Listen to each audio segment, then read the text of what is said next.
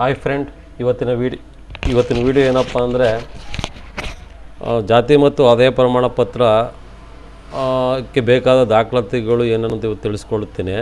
ಯಾಕೆಂದರೆ ಜಾತಿ ಮತ್ತು ಆದಾಯ ಪ್ರಮಾಣ ಪತ್ರ ಯಾವುದೇ ಗೋರ್ಮೆಂಟ್ ಜಾಬ್ ಆಗಿರ್ಬೋದು ಅಥವಾ ಸರ್ಕಾರಿ ಇನ್ನಿತರ ಯಾವುದೇ ಸೌಲಭ್ಯ ಪಡೆಯಲು ಭಾಳ ಮುಖ್ಯವಾದಂಥ ಒಂದು ಪ್ರಮಾಣ ಪತ್ರ. ಎಲ್ಲರಿಗೂ ಗೊಂದಲ ಇರುತ್ತೆ. ಅದಕ್ಕೆ ಬೇಕಾದ ದಾಖಲಾತಿ ಏನಪ್ಪ ಅಂದರೆ OBC ಜನಾಂಗಕ್ಕೆ ಬೇಕಾಗಿರುವಂಥದ್ದು ರೇಷನ್ ಕಾರ್ಡು, ಆಧಾರ್ ಕಾರ್ಡು ಇದ್ದರೆ ಸಾಕು. ಮತ್ತು ಅದರ ಜೊತೆಗೆ ಏನಾರ ಅವ್ರದ್ದು ಹಳೆಯ ಜಾತಿ ಪ್ರಮಾಣ ಪತ್ರ ಇದ್ದರೆ ಸಾಕಾಗುತ್ತದೆ. ಮತ್ತು SC ST ಜಾತಿಗೆ ಬಂದರೆ ರೇಷನ್ ಕಾರ್ಡು, ಆಧಾರ್ ಕಾರ್ಡು ಜೊತೆಗೆ ಅವ್ರದ್ದು ಹಳೆಯದು ಜಾತಿ ಆದಾಯ ಪ್ರಮಾಣ ಪತ್ರ ಇದ್ದರೆ ಸಾಕು.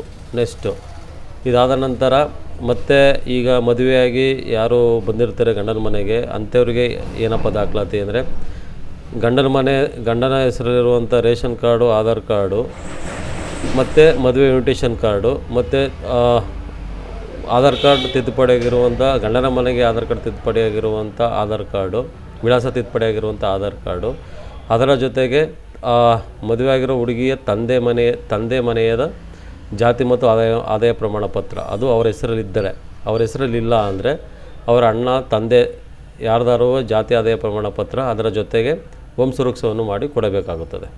ಇದಿಷ್ಟು ಬಂದು ಜಾತಿ ಮತ್ತು ಆದಾಯ ಪ್ರಮಾಣಕ್ಕೆ ಬೇಕಾಗಿರುವಂಥ ದಾಖಲಾತಿಗಳು.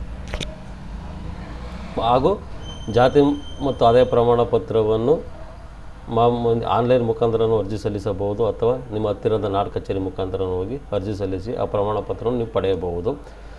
ಅದು ಅವಧಿ 21 ದಿನಗಳು ಇರುತ್ತದೆ. 21 ದಿನದ ಒಳಗೆ ನಿಮಗೆ ಆ ಸರ್ಟಿಫಿಕೇಟ್ ಸಿಗುತ್ತದೆ.